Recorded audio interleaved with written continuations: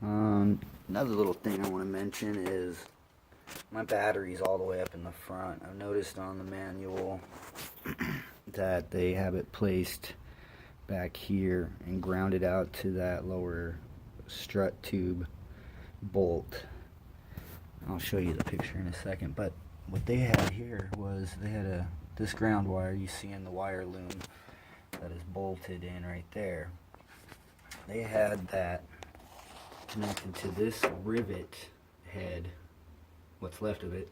They had it riveted to a painted surface. You know, that might work in some applications, but it didn't work in this because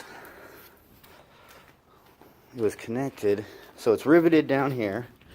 So it's riveted down there. You might be able to see it. Anyways. And then there's this ground wire coming off the engine right there with the red heat shrink. And it comes down and it's riveted to that keel tube right there. It's a faded red thing. It's riveted. Anyways, let's see if I can touch it. I come in from the side. This wire right here. Back my finger. Anyways, it's riveted to the side of this keel tube, and I went to start it one day, and it didn't. Hold on. It didn't. It clicked, and I'm like, what the heck? So it did it to. I came back here and I investigated the grounds, and I looked at it, and I'm like, well, that's obviously the issue, because when I touched it, it worked. So recently, after it happened to me twice, I ran a solid 6-gauge wire directly from the battery to the engine block here, and I haven't had a problem since. What I do have a problem with are these clamps. I hate these clamps. They've got springs in between them. Well, not in between them, but here behind the head of the bolt. And dude, they drip. They drip all over my cover. This stuff is so sticky. Well, it's covered in dust right now, but oh god. If anybody knows how to fix that, stop that, or thinks my motor's running odd, let me know, because yeah, I can't take it anymore.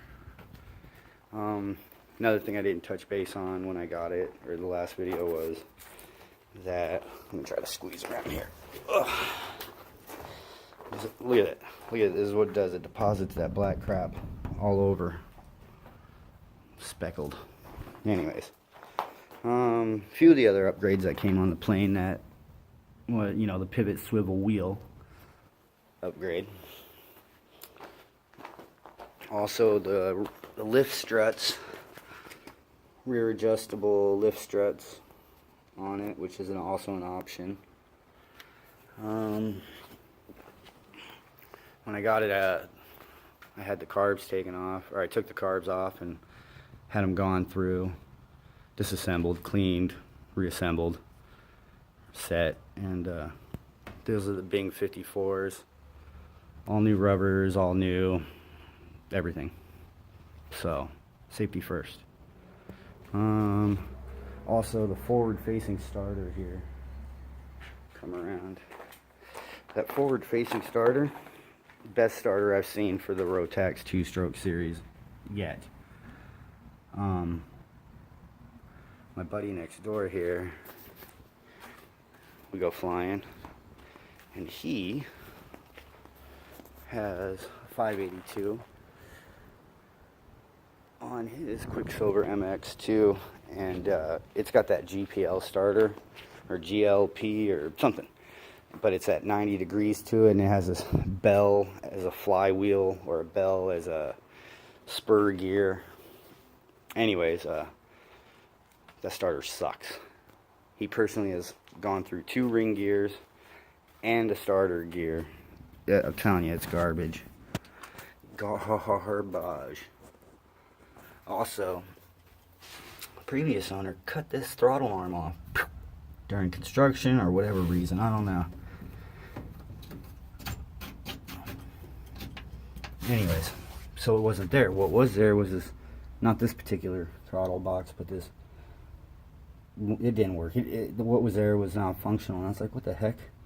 So I made this one out of some 095 aluminum plate, and then some standoffs. I turned on the lathe, and down in between here there is Durlin spacers, and they are compression fit in between this bolt here. And I just tighten that bolt to add more friction to the throttle arm. The throttle arm I did take off the other control box though. But it's on the right, which is odd for ultralights and experimentals of such, or at least this design. But I thought, you know, most of the time you fly standard two-seat aircraft, you know, if you're the pilot, you're in left seat, so why not get used to flying left-handed and right-hand throttle? So yeah, that's where we're at. Yeah, the radiator is underneath. I didn't really show anyone. It's pretty basic in design. It is intake in, and then it's basically just surrounding the radiator, and it's exposed on this side, the underside, and air goes in, flows through, and yeah, it just comes out. So pretty swift, pretty sleek. I like it because it's, you know, it's more hidden, a little more sleeker look than up on top.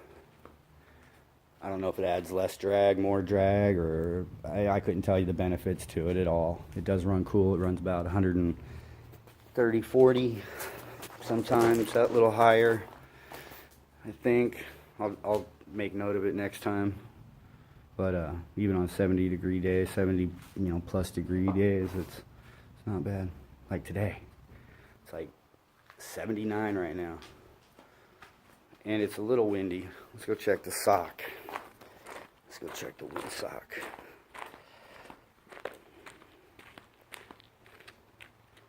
Got a limp crosswind coming across. Here's my indicator. Lighter trees. Not bad. Not bad. I would go for a flight, but I'm leaving for Oshkosh in the morning for AirVenture 2017, and I'm super excited, and I'm not risking my ability not to go. So, I'm not going boating, not going flying.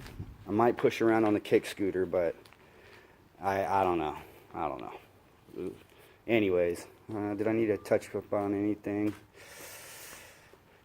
No. Yeah, basically everything rubber on the airplane I replaced except for the internal seals, which checked out to be okay. We did a compression and leak down on it. The compression was quite good. Crosshatch is still inside the engine, and they were even across the board at 125, so, and that was just a few hours ago. Yeah. Super excited. Oshkosh, first time attendee. We'll see how it turns out. So, all right, guys. Cheers.